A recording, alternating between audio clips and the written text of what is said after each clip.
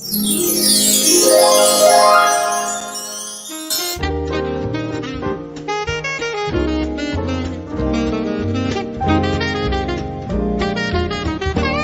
dia, Portugal!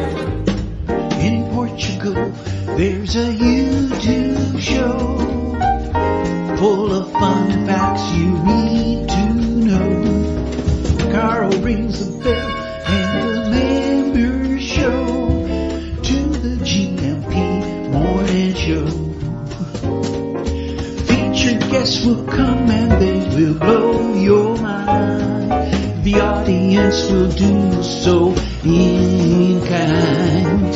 The little vanity mixed with some insanity on the morning show with GMP. Good morning, Portugal, and I'd like to welcome you to another fantastic day. Hey, Gumpers.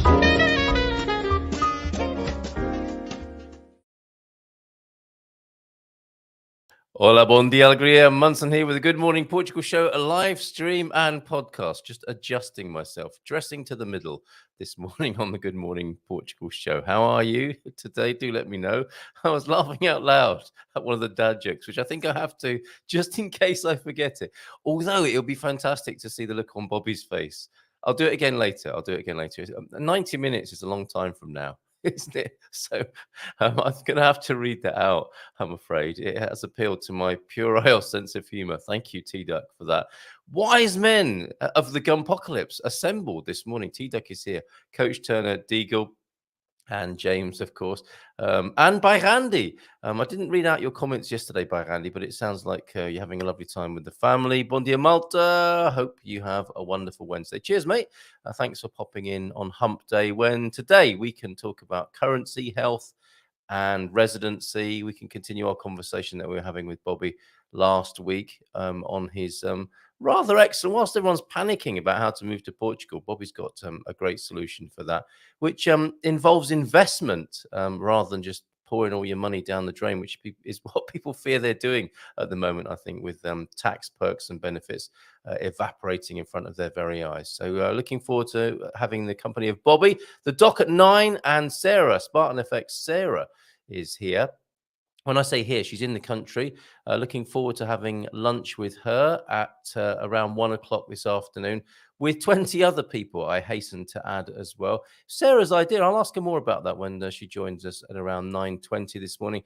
And Expats Portugal's Astrid dropping in this morning as well. There's a webinar coming up, certainly. The old cliche about there's nothing more certain than death and taxes. Certainly a lot of that on the Portuguese agenda at the moment.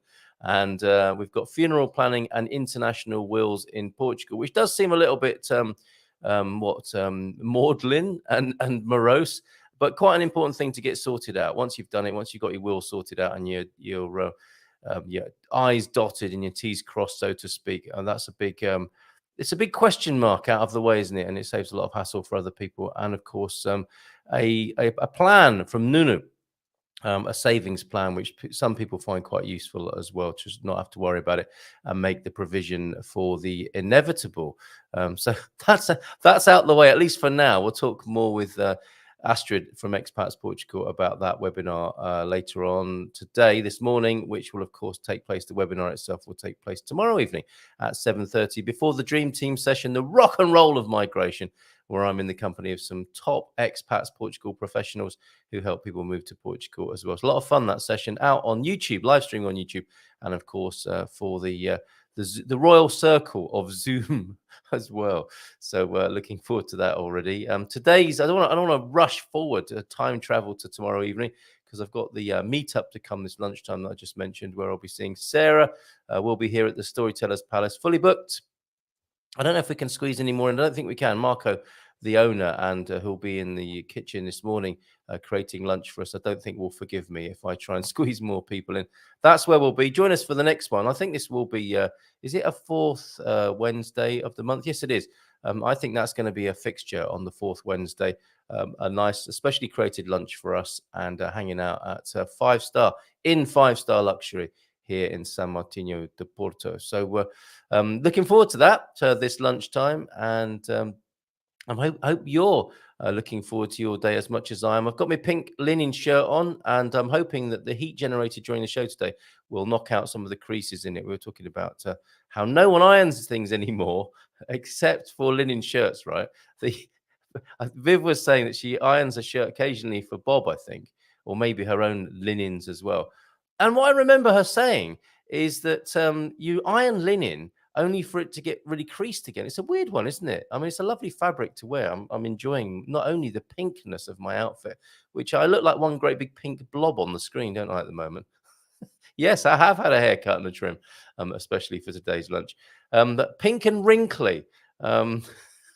It's as though I've got no clothes on at all. Okay, let's see what's going on in the chat this morning. Bon dia, Gumpers. Not a bon dis, I don't think. It's a... That sounds like an 80s dance floor sensation. Bon dis! Bon dia, Gumpers. I'm going to read that as on our way to Gatwick and eventually Funchal. Looking forward to a couple of weeks of warmth. Nice one, Coach T. And still time to share with us a God Squad tip of the day. Good on you, mate. God Squad tip of the day then today. We were looking at developing the core. 3 exercises for developing your core muscles. The coach had us lying on our backs, didn't he, yesterday, with our hands grasping our waists or thereabouts. And shimmying on the floor. I love all I imagine these in my mind, and the district nurse or the vicar walking in and maybe joining you on the floor as well as you strengthen your core. Is that what you call it these days? Number 2 in our core exercises then, straight into number 2 in the core exercises chart, mate, is what the kids I coach call Superman. Okay, on your hands and knees. On your hands and knees now. And who doesn't like? Yes. Beat me to it there. Find a neutral position for your midriff. Sounds like some people's love lives, doesn't it? Okay, dear. Find a neutral position, if you will, please, for your midriff. So, can I see you in the conservatory, please? Find a neutral position for your midriff, so the back is straight. Hands and knees, neutral position for the midriff, so the back is straight. Anyone doing this at the moment? Then push. I was going to say send photos. Please don't send photos of this one. Then push one arm forward. I do this. This is, what do I call this? I do this. I do this as part of my workout routine. Then push one. Isn't this a lunge of some sort? Then push one arm forward and the opposing leg back, so they all form a straight line parallel with the floor. Yes, hold for 5 seconds or so, then swap limbs. Not literally, just change over which limbs you're using rather than trying to detach limbs and put them back on as though you were a little Lego character. Repeat on each side about 10 times. Yes, I do that one. It's not often I can say that when Coach Turner issues an exercise, but I do that one, and it's the climax of my one of my routines in the gym, actually, and it's very good. It is too. Sometimes I come home from the gym, which is just around the corner. Shout out to Dino's, yes, Dino's. Sometimes I don't do that at the gym. I do it at home. So that the kids can see me doing it and join in with me if they like to as well. But what they tend to do is just jump on my back. The fun we had trying to do exercises on the living room rug.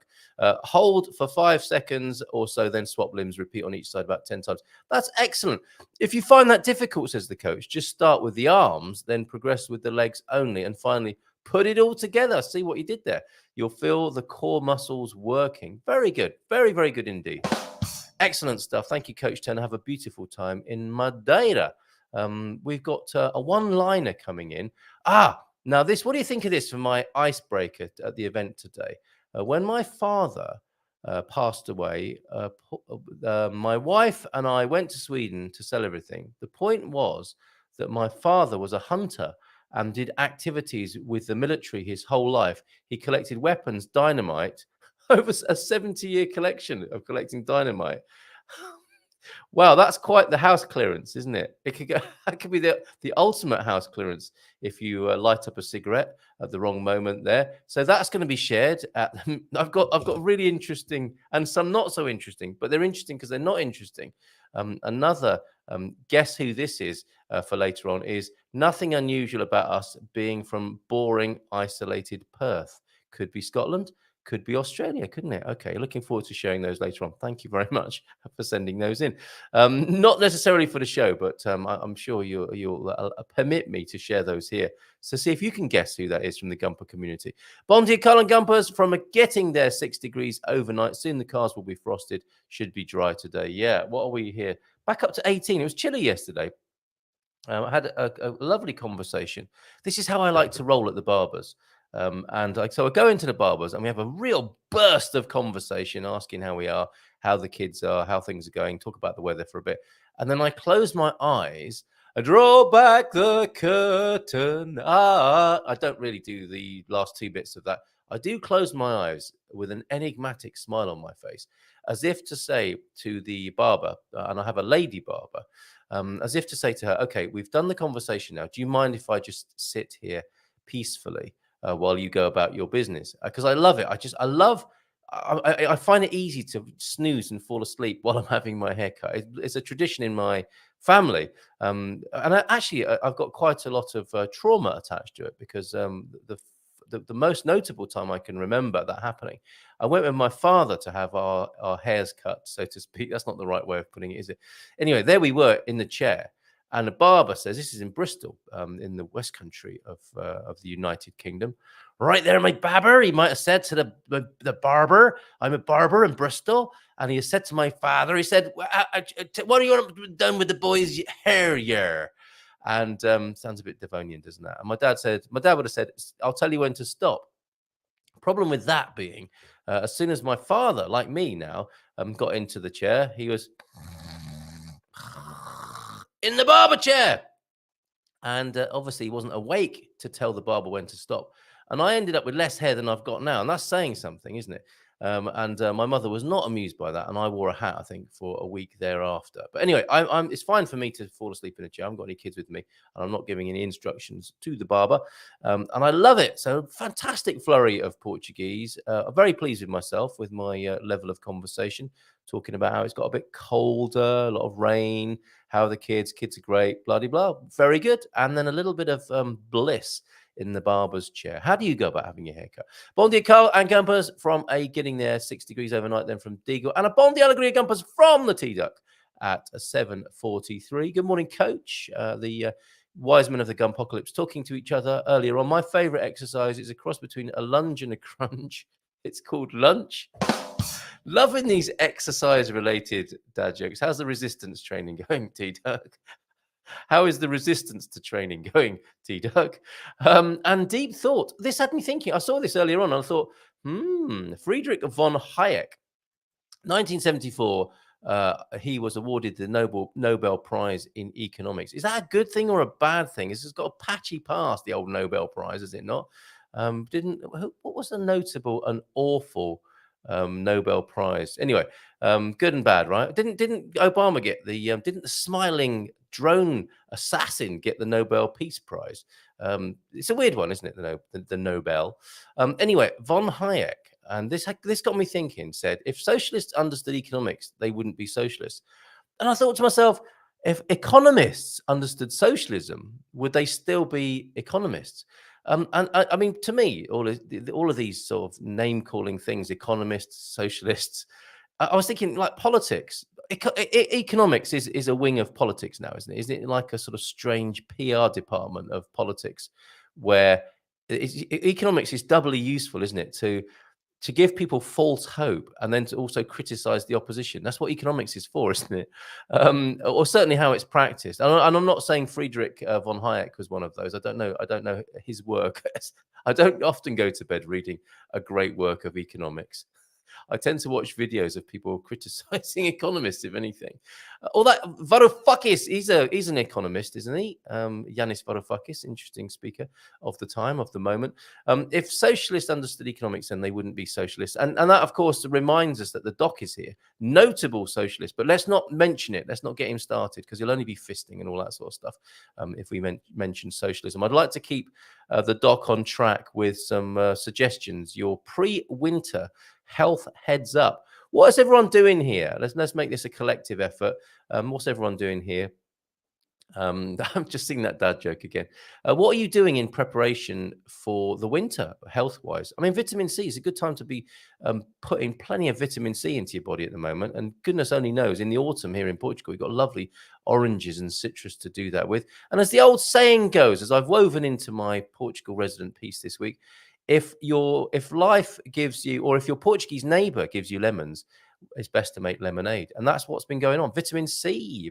What else are you doing to prepare for winter? And the other thought I had about politics that spun off from my thinking about economics and socialism this morning, T-Duck, was politics is like a dressing up box, isn't it, without the fun? And I think if anyone sort of, it just strikes me, especially at the moment, if anyone identifies themselves, unhappiness isn't far away, is it? As we can see, either their own unhappiness because their ideology doesn't kind of pan out in the way they want it to, cue disappointment, or it gives other people a target, basically. Oh, you called yourself for such and such. I don't like those, so therefore I don't like you. It's weird, isn't it? All this badging and name calling and ideologizing we do. And talking of which, on Friday, I believe I'm going to be starting I'm going to see if Mrs. Emma set this show up already. I'll be talking to Mike Brodie, the creator of the OurNet social network that I was involved in. Proud to be involved in that project. And Mrs. M. Oh, here we go. On Friday, I think I'll be starting the first installment of my Woke in Progress Diaries of an Early Woke Person. I was woke long before it was fashionable, back in the 80s. Did you know, have I mentioned this before, that I was a radical vegetarian, feminist, socialist in 1980s? I got radicalized. I literally got radicalized by my contemporaries. And don't get me wrong, it was my choice. I mean, they didn't make me do it. But in those idealistic times, I became a radical. That's just a cat knocking something over in the house somewhere. I became a radical socialist, vegetarian, feminist in the late 1980s. I went on a gay pride march. I went to see Peter Tatchell speak. A long list of such things. And I would like to reflect on that somewhat. 30 years later? It is, isn't it? Oh, my goodness. It's certainly 25. Is it 25? No, oh, my God, it's 40. How long? It's 30 years later. Stop it. Okay, stop it. Time, stop it. No, don't stop time. That could, if that goes through the quantum portals and is heard by the law of attraction gurus and gods, we're in trouble. Didn't mean it. Scrub that. Don't want to stop time. It's I know it's an illusion, but I think stopping it could cause a lot of problems this morning. So the Woke in Progress, the Diaries of a Radical Feminist Vegetarian Socialist from the 1980s. I'll start that. And then what else are we talking about? We're talking with Mike Brodie on the Barefoot Broadcast. Do you remember we used to have the storm drain of the Good Morning Portugal show? I can't even remember what we called it now, T-Duck, but we had a discussion show, didn't we, to take the awkward subjects out of this mix. But Barefoot Broadcast, I don't think is that exactly, but certainly Friday will be a chance to talk about some of the more, some of the other things that you might want to talk about. Barefoot Broadcast provides a safe space for us to explore the big questions of modern day life on Earth, or as Mrs. M calls it, Planet Shit Show. A space where we can lift each other up and appreciate different points of view. Well, we can try at least, can't we? And creation. There will be strong moderation with name calling and othering. Is that a promise? And I'm sure I'm going to be talking with Mike about the current unrest in the world, in the Middle East. I think that's what we were talking about with Mike. Anyway, tune in to find out on Friday. Not socialism, politics. It's like a dressing up box, but without the fun. That's my contribution to politics this morning. And my favorite dad joke that I have to read out to you. When I see people running to catch my elevator, my lift, I yell, "Hurry! You gotta smell this!" I'm sorry. I think that was probably best read inside my head and laughed at privately. But anyway, I'm going to try it later on with Bobby and see what happens. Thank you very much, T-Duck. Hilarious this morning. Top drawer dad jokes from T-Duck. He's back and he's on form. Bom dia todos, feliz carta. It's the I could say that was a farta of the carta. Feliz quarta. Como va? As coisas. Stop it, Cole. Grow up. Dad joke warning. I think my wife is putting glue on my firearms. Carrying on from the earlier TNT conversation and the house clearance of all house clearances. She denies it, the wife who's putting glue on the firearms, but I'm sticking to my guns. Very good. Something to think about. Is it possible for one to be combobulated? Yes. Would that be to be in a state of clarity and order? That's yes, combobulation. It sounds a little bit like being on a Portuguese train as well, doesn't it? You know, the train on the tracks, comboios-bobulated. There, see what I did there? Combobulated. I am entirely peace and love. I am combobulated in a Gregorian chant kind of way. I like that. Yes, why don't we call our book on personal growth? Did you know you were writing a book with me, James? The Path to Combobulation. I like that a lot, actually, because everyone knows what it's like to be discombobulated. Do they know what it's like to be combobulated? Do they know it's Christmas? Bon dia. That's a bon dia Malta. I love that greeting. Cheers, bye, Andy. And good to see you here this morning. How good is the state health system if you're a taxpayer in Portugal? Or should you take out private insurance? It's a question for today that the doc will answer. And I think Bobby will as well. As most of us have existing health problems, is private insurance a scam? Well, it depends how good the service you get in the public system is, isn't it? I personally would favor, I would favor never having to go into a hospital. First and foremost. If you do, I think the belt and braces hybrid of private and public is a good one currently in Portugal. And all of these things are subject to change, let's face it. Carl, say hello to Marco at Storytellers for us. Bon dia a todos. I certainly will, João do Norte, and I hope to see you there again soon. Another opportunity to be there, friends, is the first weekend. Should we have a look at what we're doing on the first weekend of November? We'll be in Sao Martinho Do Porto. Of course, I will be, but then again, I generally am here in Sao Martinho Do Porto. And I tell you what, I'm loving it more and more. I'm going out after the show around lunchtime and doing a bit of writing on my laptop in a favorite cafe. Currently, the San Martino Bistro, where I once had a great time with Frank. Lots of love to you today, Frank in the Algarve, Frank and Rachel. And here we go. We're looking at Portugal Discovery Weekend 3. Oh my goodness, we are into Weekend 3 in early November. And here are the highlights. And I will get back to you, Mr. McCarthy, later on today. Sorry, it's difficult when we're in these different time zones, and I don't want to disturb you on WhatsApp. I'll certainly be getting back to you soon. And there are accommodation choices. There's a rough template about what we'll be doing over the weekend. Of course, we'll be filming an Englishman, an Irishman, and a Portuguese man, Marco, the aforementioned. We'll be talking to Marco in the Gatsby bar. I need to update this a bit. We've got a surprise walk from Anna and Ben Austin, who was so brilliant at our Tamar weekend. He grew up in San Martino, so I'm sure we'll have a lovely guided tour from Ben as well. Looking forward to that on the 3rd, 4th, 5th of November, and the 6th is an immersion experience with Anna. Excellent. Bon dia. Excelentissimos senores, Carl and James. What about everyone else who's here, Mr. S? A toros would suffice there, wouldn't it? At toros. There with your little, it's not called an ampersand. The ampersand is the and, isn't it? That at sign has got a special name. Can somebody remind me, please? Bon dia alegria. How are we all this moist and cloudy morning? Well, moistness check right now for you, Peter. It's not too damp actually this morning. It was a lot damper yesterday, but the temperature's gone up to 18 degrees outside the studio this morning. Good morning to you, Peter.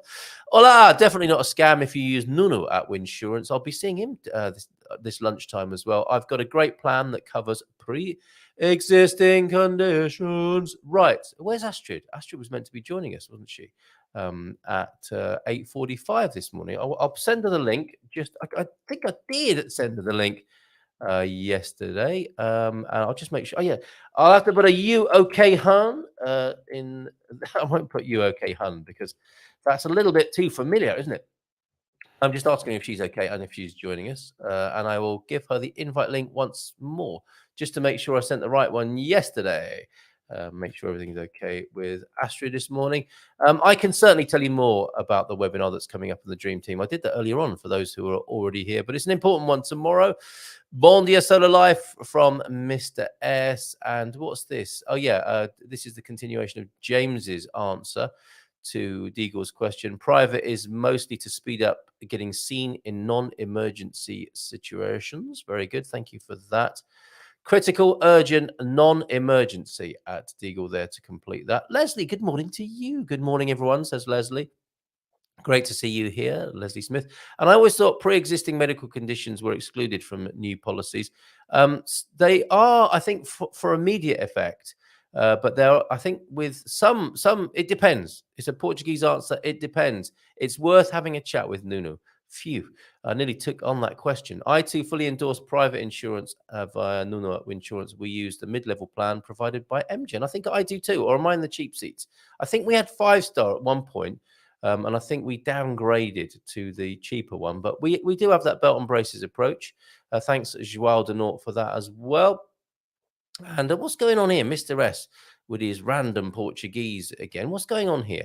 Rabo is a tail. Are we still talking about parsnips over there?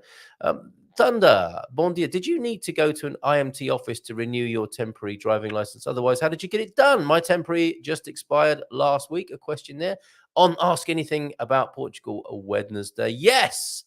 Thank you, T-Duck. I had to go back to the IMT office to get my updated temporaries. I used EI for this, and Carla met me there every time. Excellent.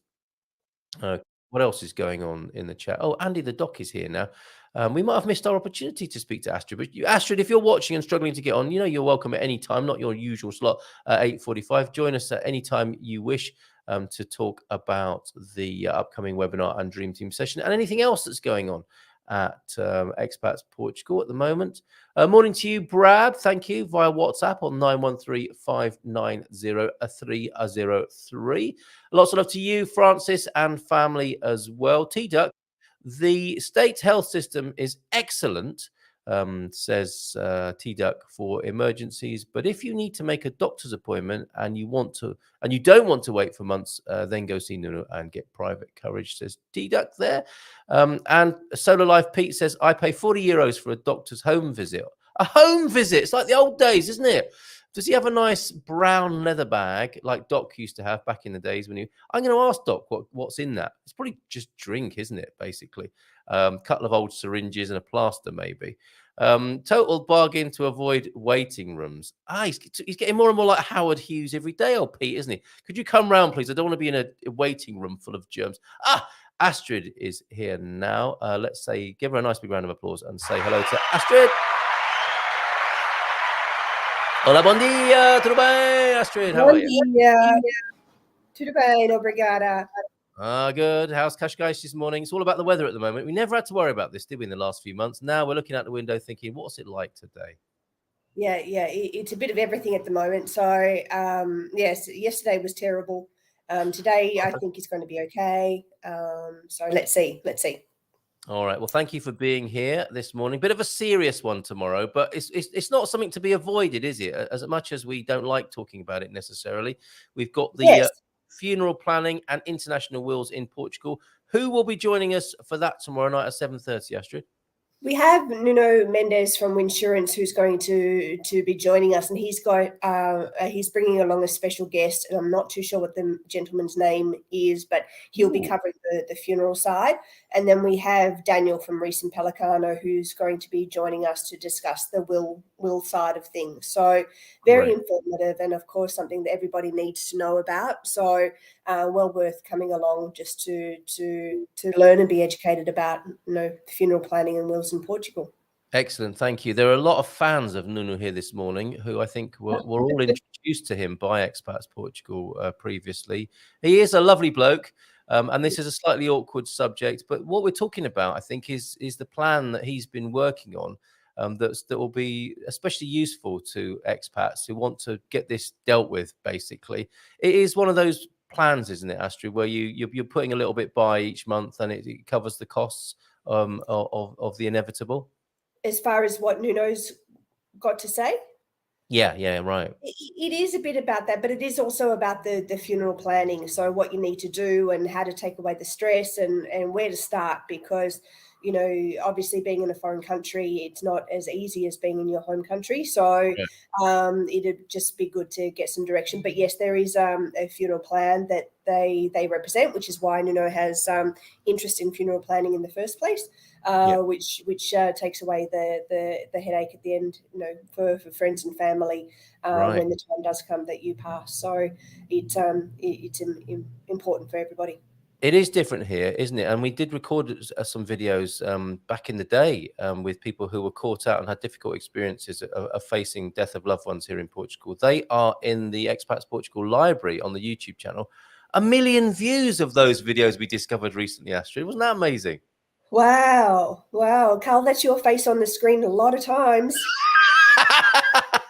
Yes, my dear mother will be proud. I don't think I've told my mum yet that news, but I will. Yeah, but it's great. The work that Expats Portugal have been doing over these last it's 3 or 4 years now, isn't it, of making videos and helping people to move to Portugal, which the work that continues on the expatsportugal.com website as well. Any developments over there? Anything of note to share this morning?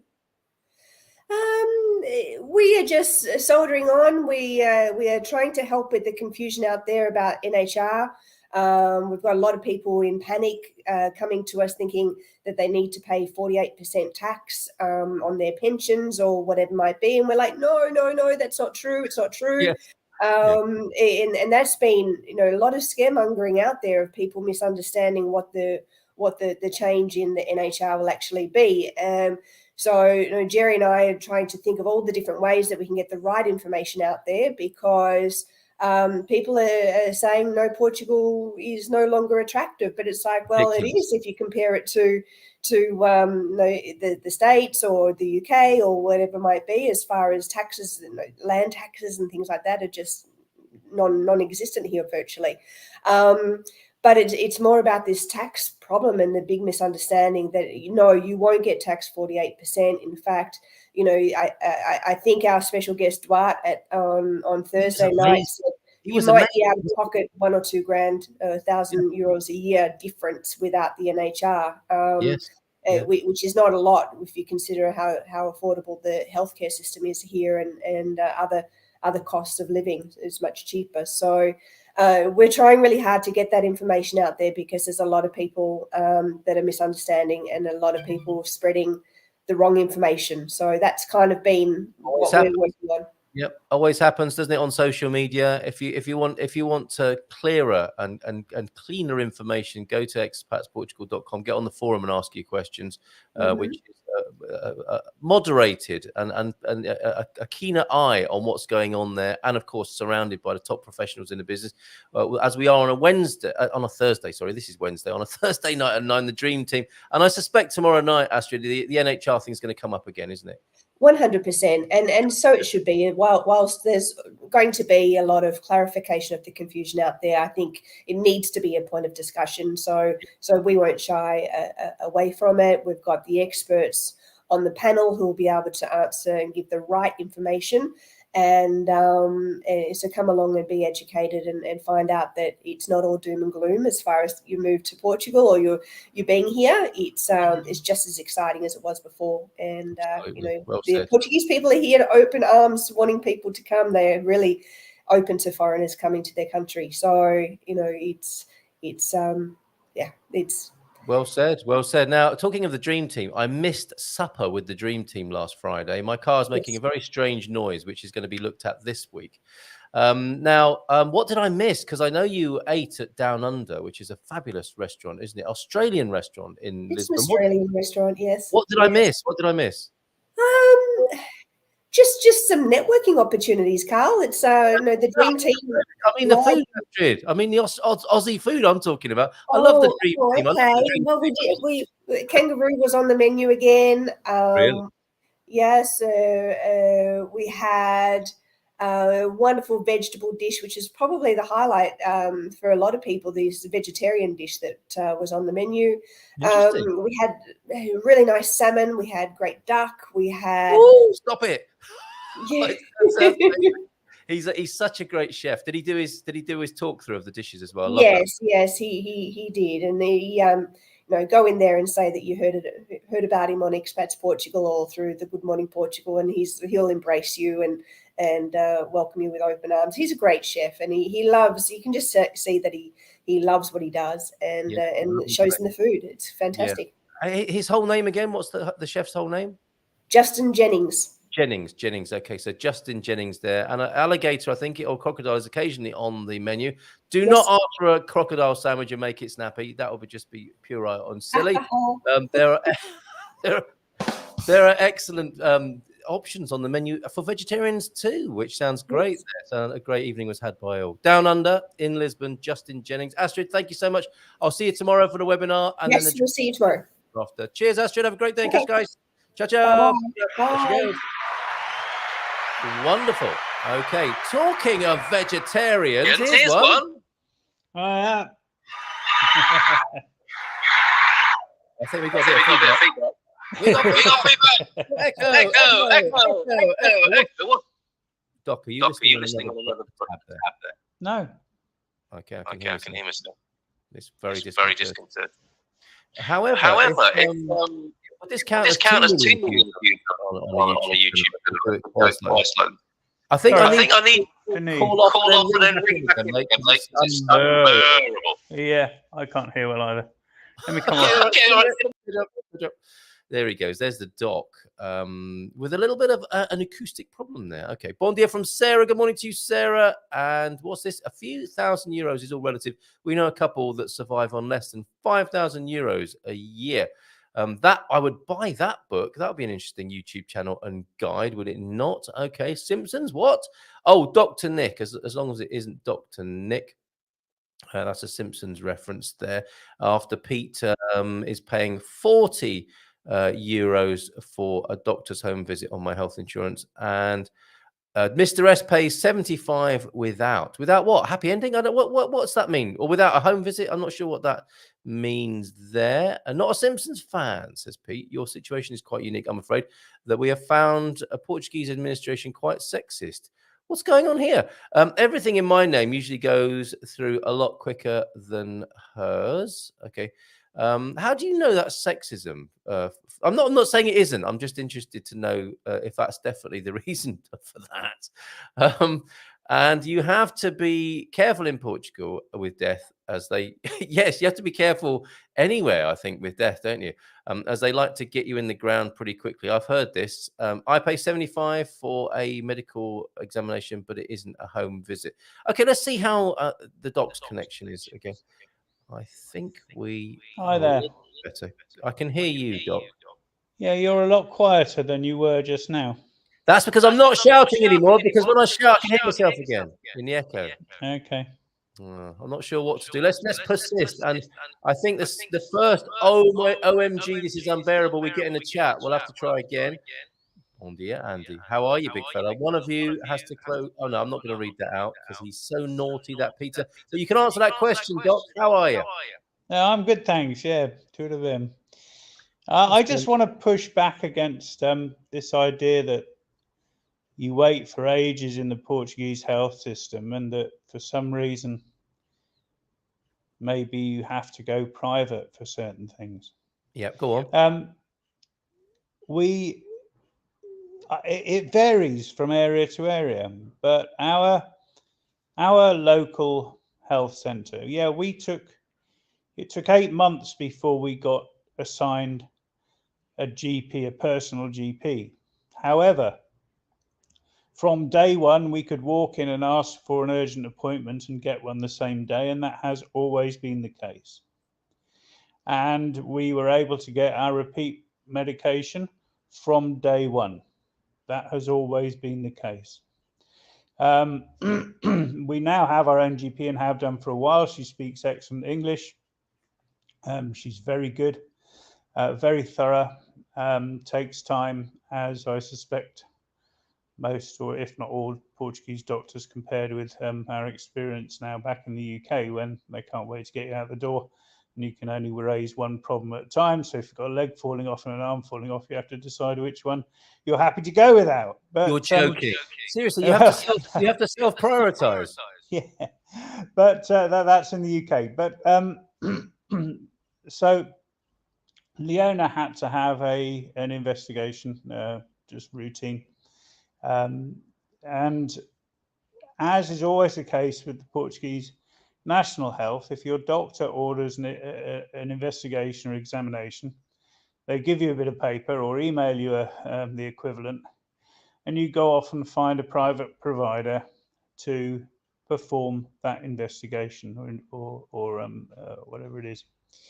Now, that was a bit weird to us when we got here, but we've got used to it, and it's just another manifestation of the involvement of private providers in public services, and that's happening everywhere. But this is crazy. We went round 4 private providers within Leiria city centre. The first one said they could do it in 6 months' time. The next 2 said they couldn't give an appointment at all. The third one said, oh yeah, come in next week. She went in the following week and walked out with the result in an envelope to take to her GP. Now, a number of things to point out. The first is there clearly is not an efficient market in healthcare when out of 4 private providers in the town, 2 can't give an appointment. One's first appointment is in 6 months, and the last one's first appointment is the following week, with great service. So it's not as if there's any reason why they might be fewer people go to them than the others. The second is that in the UK, if you have an examination like that done, whether it's at a private provider or a public provider, you will never walk out with the result in an envelope half an hour to 40 minutes later. Now, the point I'm making is that this cost Leona nothing at all. No health insurance, no on the spot, no copay, nothing like that. Nothing at all. This was for a routine investigation. So I know it varies from area to area. I know there are places where you can't get same-day appointments. I know there are places where there are waiting rooms that are rather busy than ours. But our waiting rooms, even during the winter, are never crowded and heaving and never uncomfortable. So I'm a great fan of the Portuguese healthcare system. There are issues with it, as there are with healthcare everywhere, but it's a fantastic system. Well said. Thank you for that. And you're right. You know, it's one of those classic Portuguese. I'm going to mute you up while I'm responding here. It's one of those classic Portuguese "it depends" scenarios, isn't it? I don't think you can give is the word pejorative or national view of this, because when you're talking about these sorts of resources and so many variables in the mix, of course, it will vary from place to place. So would you agree, Andy, that if you have a particular health needs, especially for people with particular and special health needs, it's worth doing the research first before deciding where you're going to live in Portugal? Yeah, absolutely. I mean, there are some fantastic Portuguese hospitals, world class.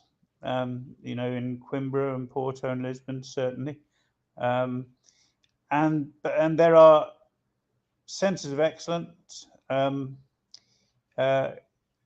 Portugal, and for certain, if you've got a rare condition, then you might want to find out whether the best centre of excellence in Portugal is in Lisbon or Porto, because that might determine where you want to live in the country.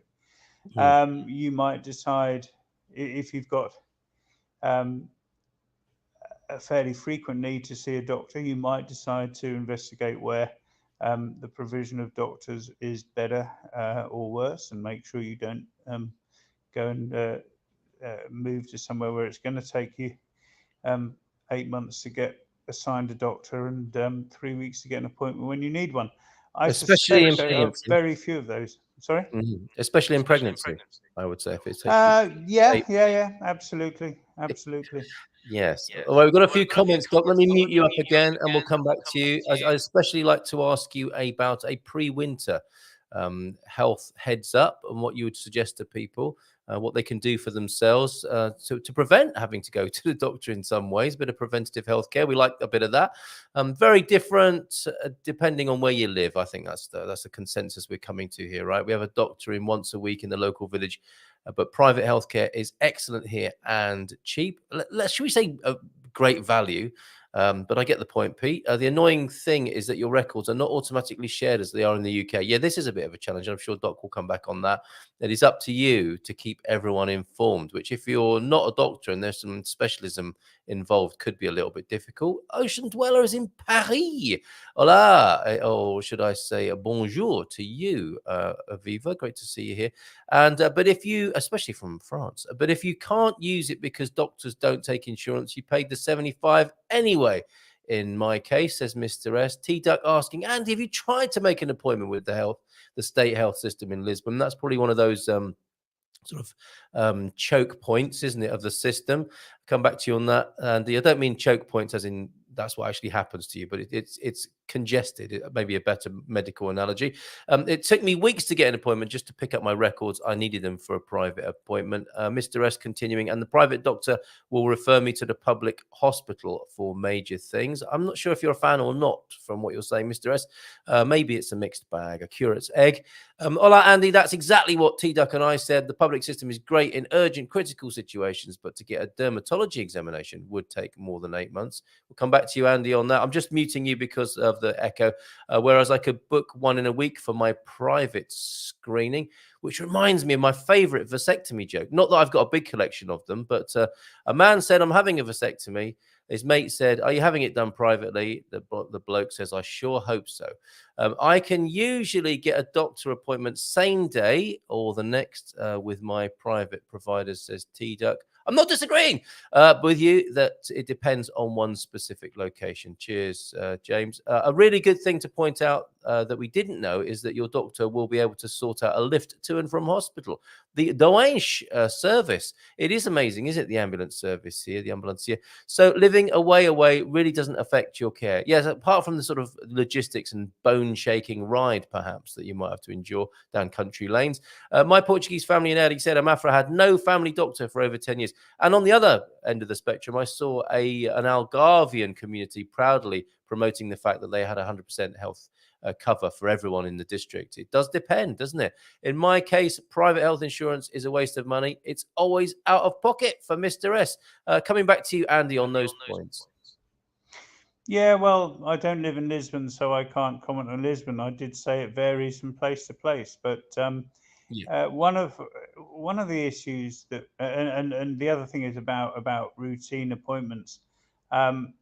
Yeah, it might take several months to get your first appointment, although, again, we have not had that. We've been seen within 2 or 3 months for a routine referral. Once you have that routine referral, in both cases where we have ongoing relationship with the hospital, we have the email of the consultant. They have said, email me. We have emailed them. They have either issued medication when it's going to run out before we see them, or they've changed the appointment and given us a different appointment. You will never get that in the UK, ever. Yeah, interesting. Yeah, that personal touch. Or maybe I shouldn't refer to it like that, but the personal never far away from a cheap innuendo when we're talking medicine. Bone shaking, for example. Mr. S seems to like the idea of that, but I don't think that's available on the private or public system. Okay, I want to come to sorry, you're still muted there, Andy. But you can come back with your addition to the bone shaking comment in just a moment. There are a couple of things there before we go into the pre-winter heads up. And sadly, Sarah can't join us this morning, but she sent me a little bit of a report. Hope she's okay by lunchtime today. Well, we'll see her at the Storytellers Palace in Sao Martinho Do Porto, where our meetup is today. Yeah, if you're coming to the Sao Martinho Do Porto meetup today, not at the usual place. The usual place will be open, and you can sit in Palmeira and look at the squally clouds across the bay at this time of year and have a great time. But we'll be in the Storytellers, and that was a pre-booked event. There may be other folks who like the regularity of the Palmeira who will hang out with you in Palmeira. And Palmera is shut from next week on until the end of the month. So there'll be other activities planned for that. The comment that came in earlier, Andy, from Pete, that the system is sexist. A couple of things I wanted to ask you. I think the system is a bit old-fashioned. Does it help that you have doctor on your name? Does it help that you're a man in this system? Would you agree with Peter's analysis? We haven't noticed a differentiation based on gender, but who's to say? We're one family, as indeed are Pete and Diane.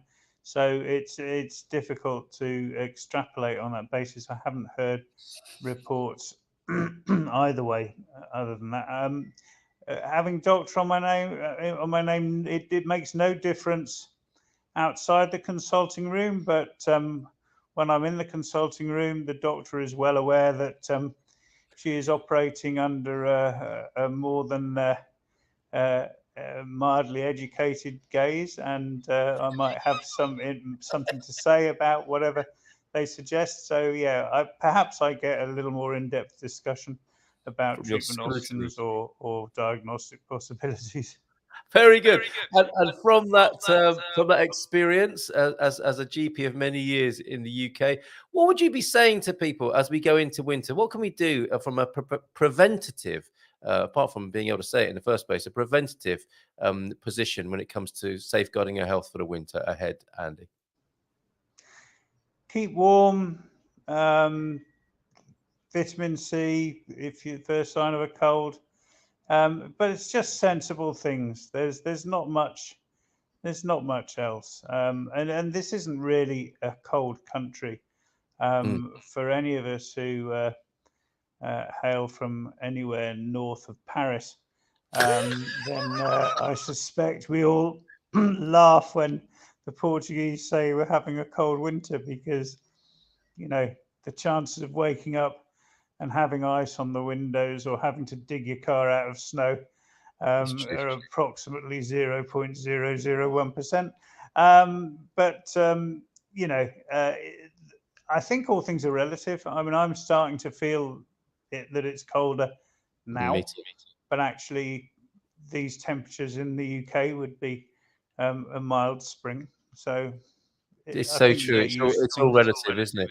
I was having a conversation with someone last night, a Portuguese person, who said, here it is, winter. We don't have seasons anymore. And they were saying, I said, well, really? When did that start? And they said, well, thinking about it, it didn't really occur to me for the last few years, but probably about, they were thinking 6 or 7 years ago. In that time span, they haven't noticed a gradual change anymore. It's like, it goes from summer to winter, as it seems to have done here.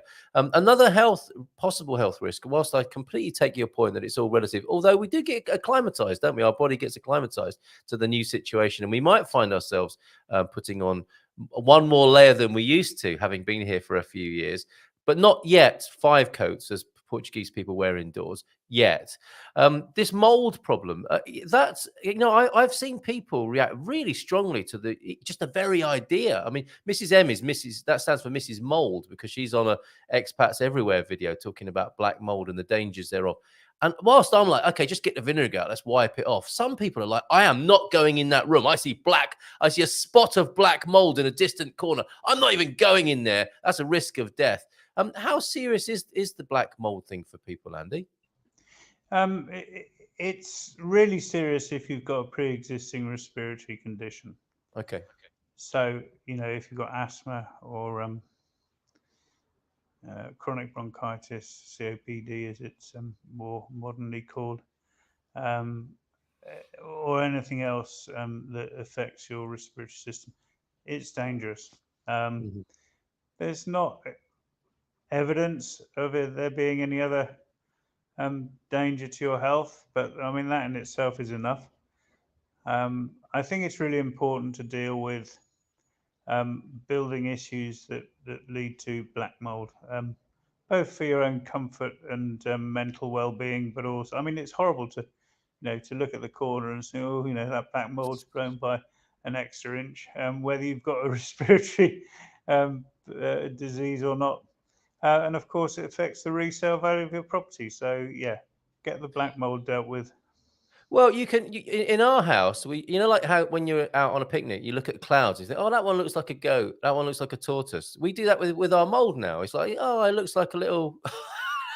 We don't really. It's just a joke. I'm not teaching my children how to discover shapes on the wall made out in black mold. My question to you, on a local level, you're a great fan. You're a lover of Portuguese culture, as I am, and many of us are here. You live in Leiria, and I think you love the local culture there. What's going on in Leiria at the moment, Andy?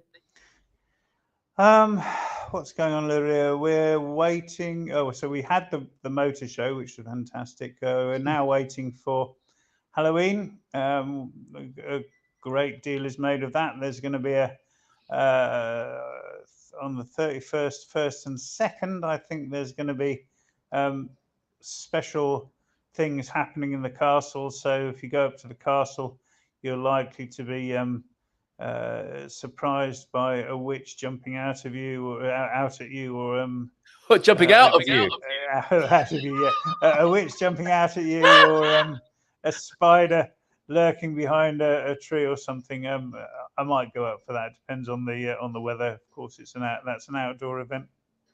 Superb. Okay. Another question has just occurred to me. Leona, who you mentioned earlier on, is she still making those wonderful herbal products that we? Yeah. Actually, we came down to Pit Stop last weekend, not the weekend just gone, but the weekend before, on the Sunday, to put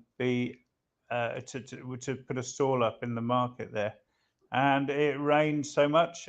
We were the only people there. There were no other stall holders and no other customers. So we left after 2 hours, and we were going again this weekend, but we had guests from the UK and the weather was dodgy. However, she is making them. She has a growing private following. We're not doing much on social media at the moment, and she might have someone who might want to distribute them in the States. So wonderful. That's potentially very interesting.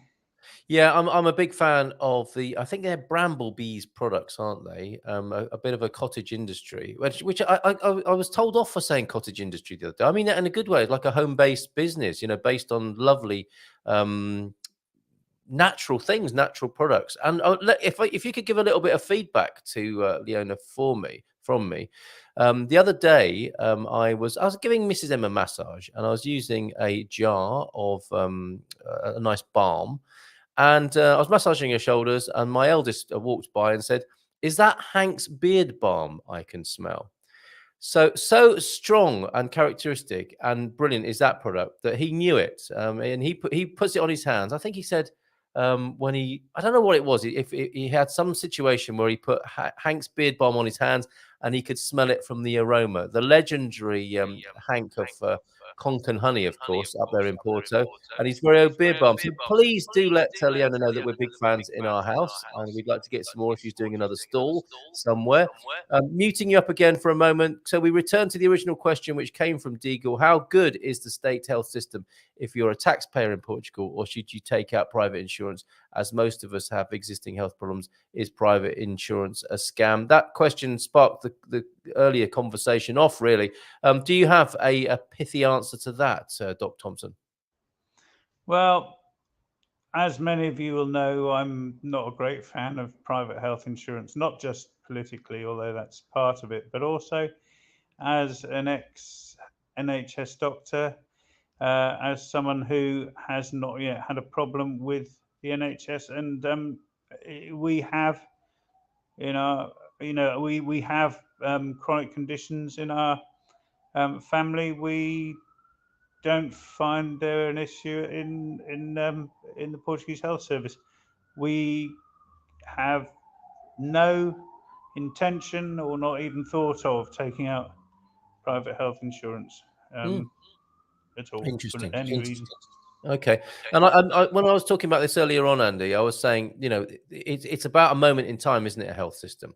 it's constantly changing. You know, more people coming to Portugal, putting pressure on the system. You know, it's a finite resource, isn't it? And it needs to be expanded to meet the demand upon it, which is a political issue and of course a financial one as well. It's a sort of multiple level issue that we're facing here.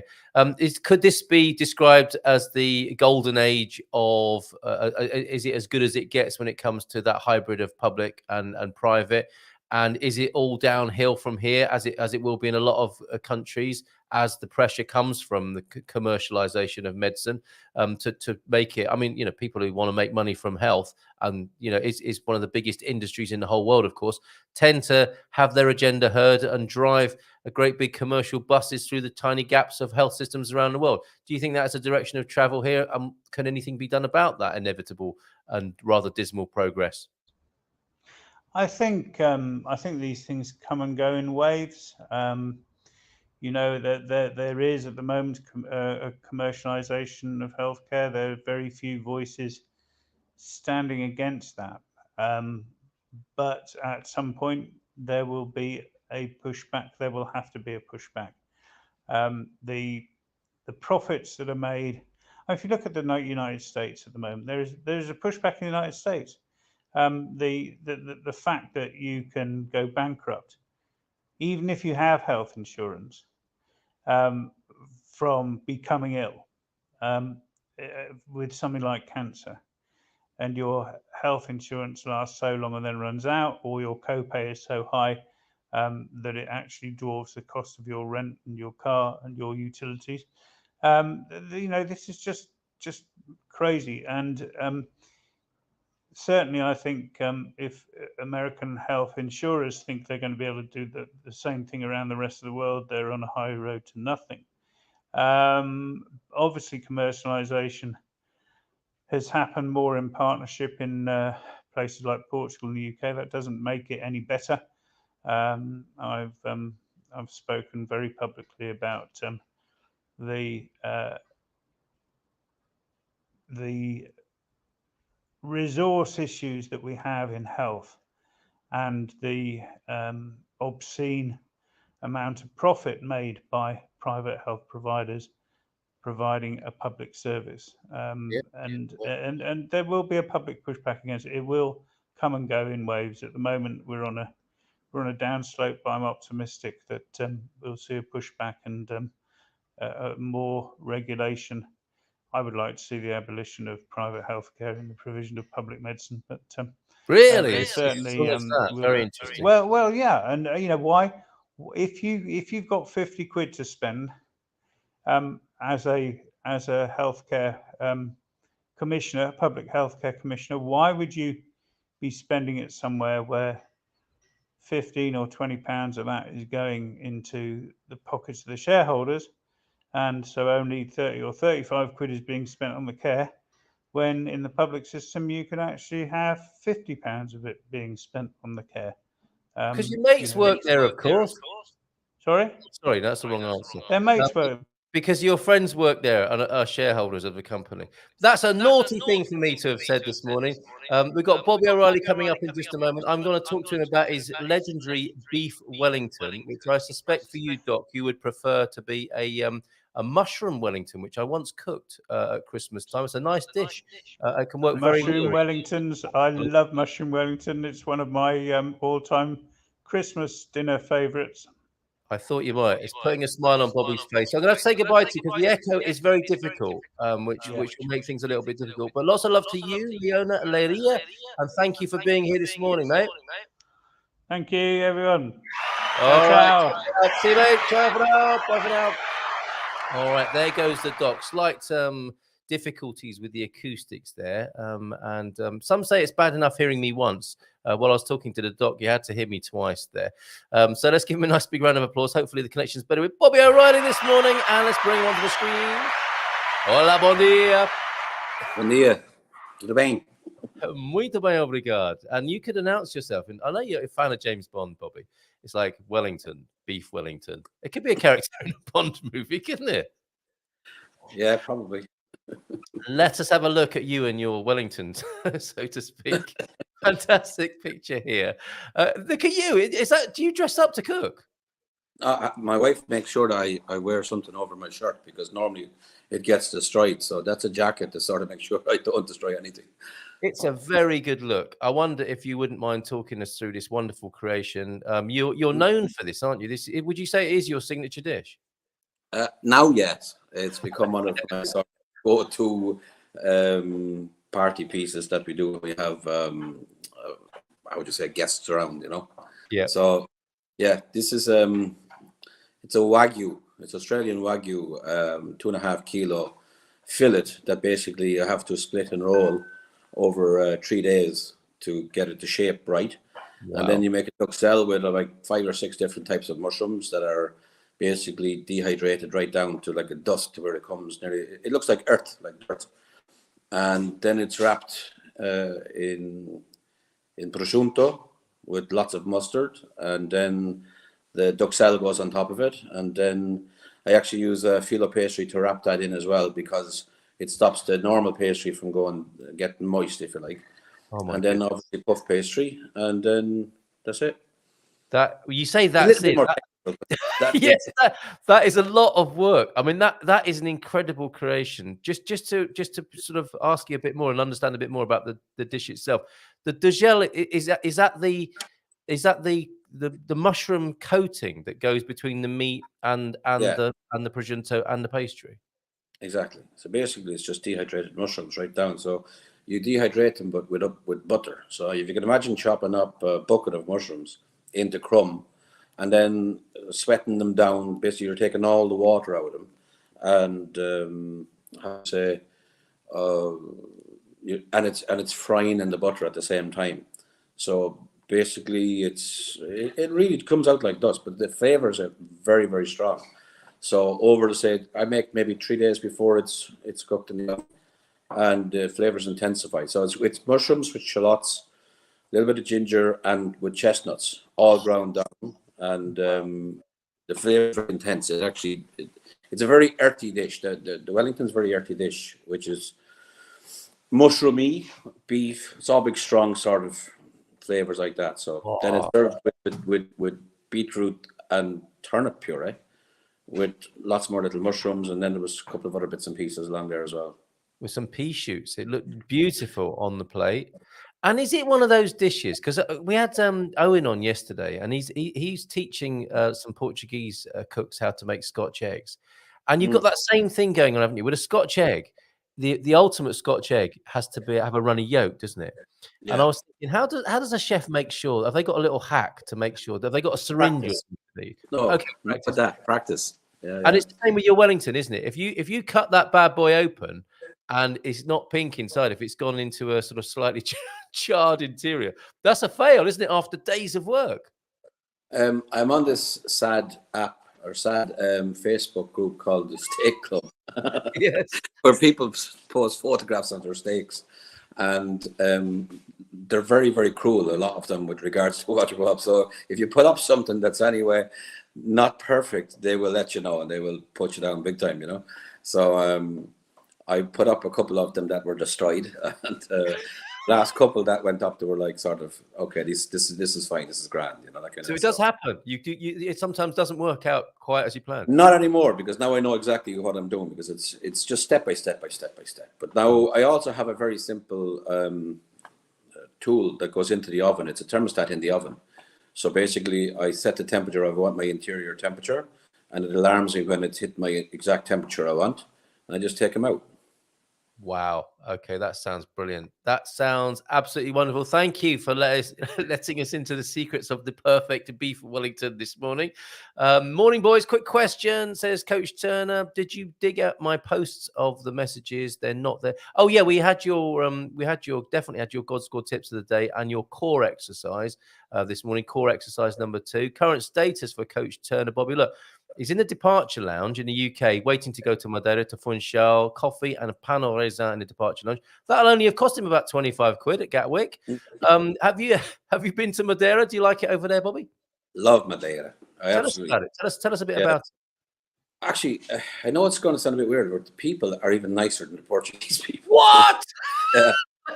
Okay, fair enough. They're really lovely and really welcoming. I suppose because they're very welcoming to tourists because that's what their economy depends on completely, more or less. But like it's an amazing sort of I would just say like the whole, like it's a volcanic island, like, and you have a big mountain, you have this big cable car that goes up around. It's pretty scary actually. We went up on a taxi guy, and of course he's driving up at 20 times a week, but my heart was in my mouth going up at, like, you know what I mean. But because I'm a nervous passenger, especially in these sort of very, very windy mountainous roads, But Madeira is amazing. It really is beautiful. The food, everything that there. They have a lot of specialities that's only special to Madeira. They have the espada, and they have this sort of beef that they cook on a big rosemary skewer, which is very, very nice. But also this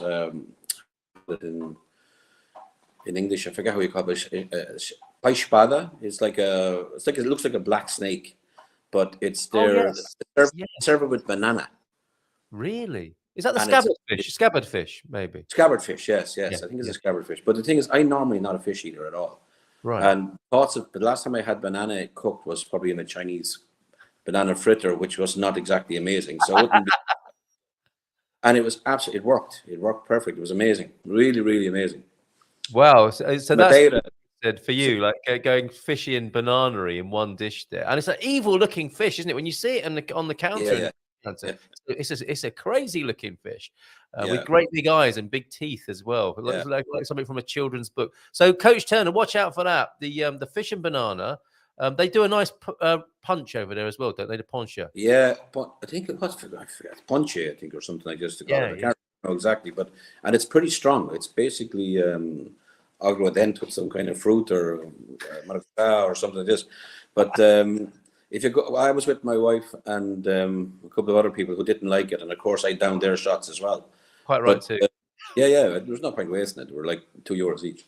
So but the thing is, it's quite strong, that stuff, but it's nice. It's nice. You have to try all the touristy things, but it is amazing. The people were fantastic. The food was fantastic. The actual geographical sort of situation where it is, the temperature is quite weird. So 1 minute it can be really, really warm and sunny, and all of a sudden you're covered in cloud and it's raining and so on. So it's the one thing I don't like doing is landing in Madeira. Yes, but don't tell him that now. He's about to get on a plane. Okay. I was in the airport. Look away now. Go on, sorry. When I was a smoker, I was in the smoking lounge one day in Lisbon airport. I met a guy eating cigarettes in the lounge, and I said, "So you're a nervous flyer?" Her third attempt to land in Madeira. Oh. Don't listen to a word. Gonna come back. It'll be really. Yeah, my wife was there last year with a friend, and they were there for 3 extra days. The plane couldn't land to get out of there. Oh, really? Yeah. Was the bloke in the smokers' lounge the pilot as well? I don't think so. But, he was definitely shocked. But my first time landing there, we had a go around as well. Did you? Yeah. The plane just felt like it turned sideways and just hung in the air, and of course, it went around again. But I have to say, the pilots are fantastic. Anyone who's landed in Madeira, they know what they're doing. So I wasn't nervous about it. Actually, the last time I went, it was a pretty uneventful landing. I was sort of disappointed because it was exciting the first time. So added value there when you're visiting Madeira. Yeah. That's so great. Thank you, Bobby, for your insight. And I'm sure Coach Turner will have a fabulous time over there. I want to take you back to those days of banana fritters, if I may, because there's a Portuguese entry into that end of the market, so to speak. Before we do, let's have a look at a few more comments that have come in. Francis, good morning to you. Bon dia alegria, work and lurk for you this morning. Lots going on in the next 2 weeks. Yeah, lots of love to you and your family there, Francis. So we'll be in and out. I just wanted to say, like that smash button. And pleased to see you as well this morning. And very smart, Bobby. Look, when I'm dressed like that, Bobby, people say to me, "Are you in court this morning?" It looks like you might have a very important meeting today. No, I'm in court this morning. I'm so sorry I asked. Okay, dementia and Alzheimer's disease are, as he moves on, dementia and Alzheimer's disease are huge threats to one's financial situation in the US and generally cannot even get private insurance coverage. I don't know if you caught the tail end of that conversation I was having with Doc. I mean, there seems to be a sort of inevitability, doesn't there, about public-private healthcare. I don't know what it's like, in Ireland where you're from. I've got a sense of what it's like in the UK, a very unique system in the UK. Do you think all roads lead ultimately to the commercialization of medicine, and is that going to happen in Portugal in the future? Yeah, I've had personal experience from the other side of it with the private health insurance, and I would tell you it's dangerous. Really? Yeah. Well, I didn't realize at the time. So, for example, when I was first found out that I had a possible cancer, they'd done everything to prove it wasn't, which took them 2 years because they were paying for it. I didn't know that. So when it came down to the end of it, I had one test to do that was €4,500 if I paid for it myself, but it took them 2 years to get me to that point. Yikes. So here, take this tablets for 6 weeks to see how you get on, see what that clear it up, and try this if that doesn't work, and try this if this doesn't work. And what I found out at the end of it, because I had eventually, when I just sort of pushed it through, a bit like Doc now, he has a lot more information. Well, he's obviously a doctor, I didn't, but I was after reading everything there was to read. I was after going through everything there was to go through, and I pushed then myself with regards to, I got involved in taking care of my own health rather than leave it in the hands of somebody else. But what I eventually found out was that, and this was from the doctors there, that they've got no choice, and this was in the private healthcare, was to sort of do this first before they'll pay for this test. And what I found out was when I had got to the point where I had to pay for the test, I'd used up all of my appointments in my thing, and I ended up paying for the test anyway. Good heavens, which you could have had years earlier. And when I then decided that, which was in my policy, that if, for example, like outside of Portugal to have the care, if I decided, and that I had to call them to tell them, and I got some call center and some young lady on the other end of the phone telling me, no, you can't go. And I said, I'm not asking permission. I'm telling you, I'm going. And this is what I'm going to do. And it took a long time, but I actually had to go fighting to get part of the money back. And it had become, and I don't want to turn people off of health insurance because, like, and I will put it down to this: it's fine if you break your arm, it's fine if you break your leg, or if you have something that you want to get questions on. But when it comes to the serious stuff, such as if it's heart or cancer or something like that, the health insurance companies will probably try to rule out everything else first that's cheaper, rather than send you to the one that will definitively answer your question, because it costs more, and it comes down to cost, and that's fact. Mm-hmm. Well, thank you for that, for your personal insight on that. What a horrible experience to have gone through. But yeah, it's not a smooth path by any means, is it? And you think, would you agree with me that overall it's heading in that sort of more commercialized direction where people sadly will be having to think about money first and then care second, which seems to be characterized how it is in the United States? I don't know if you've gone to the States lately, but if you go to the States, every second ad, if not every ad on the TV, advertisement is for this medical thing or this medicine that will cure something that you've never heard of, and they're making people paranoid. And then it'll have this big, long, sort of really quick denial. It may cause death, and may cause this, and may cause that. At the end of it, but yet FDA have approved it, and that's sort of the selling point. But if you look at what the FDA have approved with the Oxy and so on in the US, up to date, and with the crisis that created, it's a business basically. And I think actually everyone should watch that program that's on Netflix to how they approve medications and so on and so forth. And we are of the trusting type that the doctor says it, or if the lawyer says it, or the person says it. It used to be if the priest said it, etc. That was gospel, and that's what he knows more than I do. My advice to everybody is, and I know, don't become a Google doctor, as in Google everything and so on, but look at other people's experiences. Go on, and if you can actually ring up other doctors and get a second, third, fourth, and fifth opinion. Yeah. And what I done actually, I started interviewing the doctors, and I went to one of the top cancer places in Portugal. And the guy already had his head in his hands, and he was already completely stressed. And I sat down and I said, "Are you okay?" to the doctor. Yeah. And he goes, "We apologize." I said, "I'm terribly sorry. I'm terribly sorry. I'm a little bit snowed under here. What can I do for you?" He hadn't read the file. And went I was in another very well-known hospital for 2 years, as I said, with urologist. And I know they say a lot of people, but every time I went in, the only thing he remembered was my name. He had to go back and read the full file every time, or even had to remind them of certain things that I had done and go, "Oh yeah, that's right.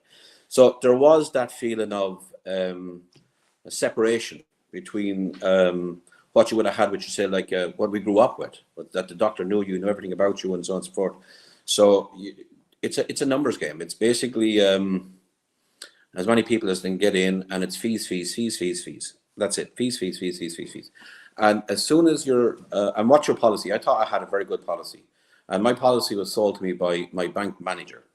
And when I actually eventually got to the insurance, because there's no one you actually can walk in.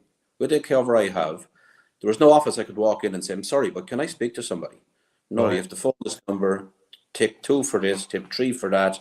Eventually someone who doesn't care or doesn't want to know what you're doing, fill in the form, and you have to go online, you have an app and all this kind of stuff. And for people, and I think actually what they're trying to do is try to wear you down that just go fed up. I had to go for a test not too long ago, and it was, I think it was €75 or something like that. I can't remember what it was. But I didn't even ask for the cover. I just paid it. Because the hassle because what they said was, this hospital doesn't cover your policy, but you can get reimbursed. Yeah. They made it such a hassle to get reimbursed. I don't do it anymore, and I don't mean to sort of down all insurance policies, etc., because it has come in into effect where, like, say, bring the kids to the hospital, whatever it is. I have one guy who likes to jump off things, so it comes in handy there. But really, sincerely, if you have a serious problem, I would say to you, get a second or third opinion, but outside the private sector. Because go to the local as well. I ended up going to Bordeaux for the care there, and I went back, but I actually had my radiation treatment, I had it done in Portugal, but the actual surgery I had in Bordeaux. And that's because I had researched where was the best places to go. And even when I done the radiation treatment, for me, what I had to do is I had to check with the difference. And every hospital had a different way they were going to do it. It's amazing, isn't it? Thank you, Bobby, for sharing so much of this information with us. I think it's a classic situation we're finding out here, isn't it? You scratch the surface and it's not all as you might imagine. And still, in a very messy situation, it looks like Portugal is doing better than most countries, and better than maybe where you came from, but it's still a mess. It's still a mess in some of these areas where there's too much demand, it's over commercialized, and people are taking things for granted. And as you say, you've got to do, it's a classic phrase from conspiracy theorists now, though, isn't it? But you've got to do your own research. Yes, you have. I learned it the hard way, and any advice I give to anybody from now is that get many opinions, not one or two. Don't you able to get a second opinion? Get 3 and get 4, get 5. You know what I mean? Yeah. And they don't all go to the same school, and you'll find that everyone has a different opinion and a different process. And what you have to decide: who do you trust? Who do you actually has your best interest at heart, and actually has the history and the understanding to be able to answer the questions that you're asking, and I would say the interest as well.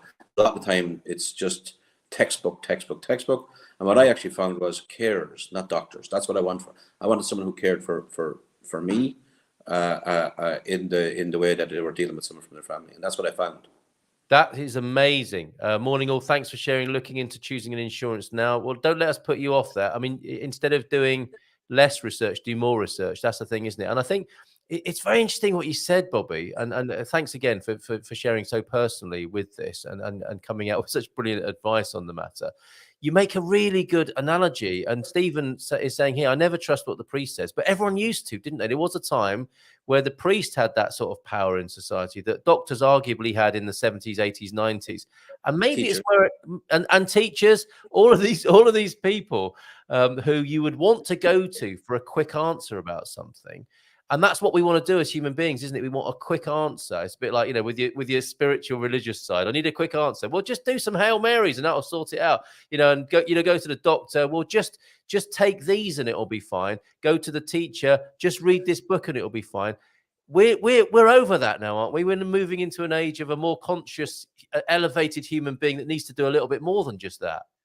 I think trust doesn't come automatically anymore from every sector in society. I think it has to be earned, and I think you could start off with a certain level, but you don't have complete and utter, and shouldn't until it's proven, because people are individuals and they're all different. So right. You can have one teacher. I for example, in school, I had a teacher in second and third class. I don't know what is your grades, probably second or third grade, I don't know, but he was amazing, absolutely amazing guy. He used to tell us stories every day. To be like absolutely brilliant, but went from him into a monster, a guy who used to beat the living lights out of us, if you like, because he was a psychopath. The guy was an absolute psychopath.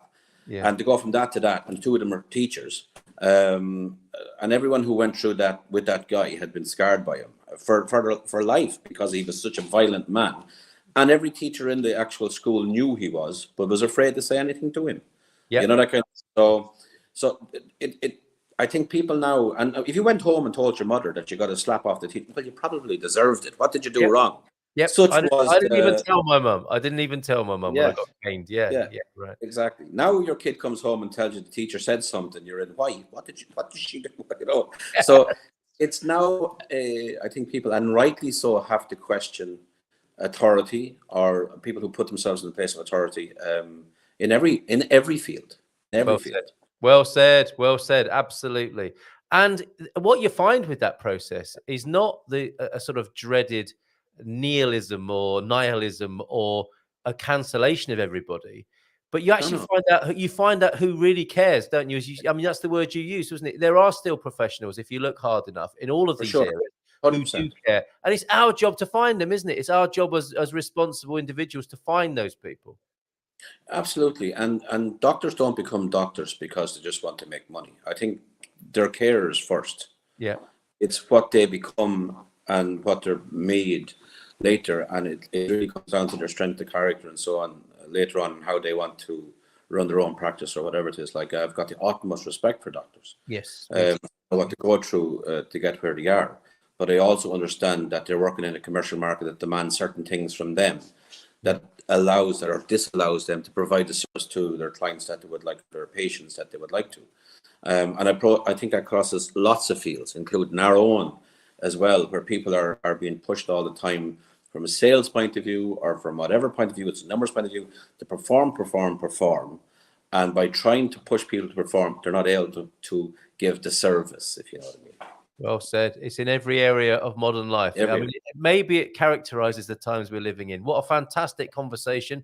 I think you should be rewarded with some dad jokes for that. No. Is that a reward? No. Landing in Funchal was a lot worse before they extended the runway. Ocean Dweller Aviva says, I can attest that it's all true, that Madeira is great. Landing in Funchal was the only flight I'd been on outside of Africa where the passengers applauded the successful landing. That's fantastic. On insurance, generally, the first line of defense with the private healthcare is to deny the client coverage. Yeah, that's the commercial model at work, isn't it? Well, let's save money. Let's say no, first of all. I think Big Vape, perhaps, was the documentary you were talking about. It's a real eye-opener. Morning all. And the Purdue story about OxyContin, that on Netflix as well, is outrageous too. That one. Yeah, morning all. Thanks for sharing. Looking into choosing an insurance now. Morning to you, Eliane. And this begins the dad jokes. But actually, we got to just quickly, if it's all right with you, Bobby. I don't know if this sounds like a good deal to you, but a bit of currency news and then some dad jokes. Is that to your liking? Currency-wise, still good levels for selling US dollars and buying euros, says Sarah, who couldn't be here but sent this report. We've done data out of the Eurozone that showed the largest drop in business in business activity in 10 years once the pandemic period is excluded. Wow. A contraction in the euro area in Q3 is likely, which shows that they could enter into a technical recession end of the year. We will be monitoring the situation in Israel closely, especially any involvement by the USA. As mentioned before, things like natural disasters, pandemics, war, etc., can have a great impact on the exchange rate. So Spartan FX are all over that.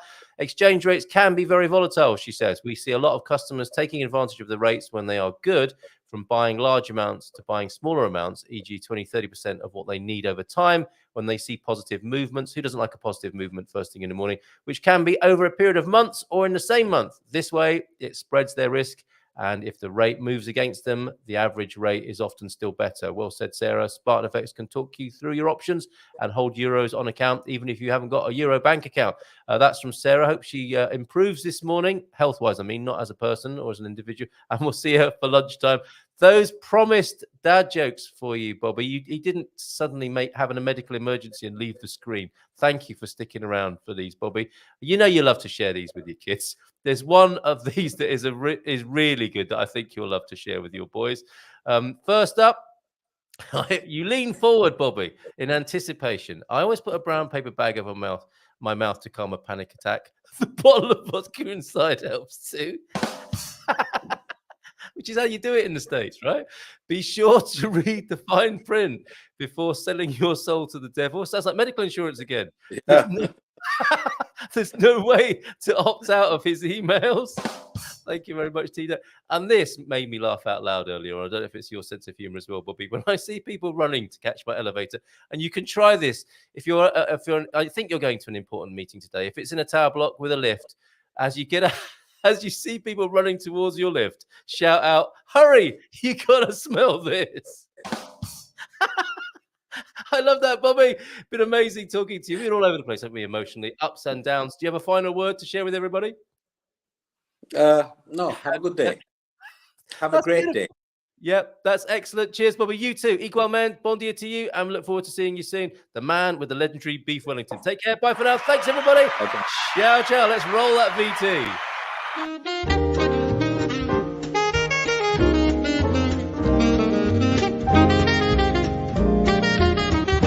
Bom dia, Portugal! In Portugal, there's a YouTube show full of fun facts you need to know. Carl rings the bell and the members show to the GMP morning show. Guests will come and they will blow your mind. The audience will do so in kind. The little vanity mixed with some insanity on the morning show with GMP. Good morning, Portugal, and I'd like to welcome you to another fantastic day. Hey, Gumpers.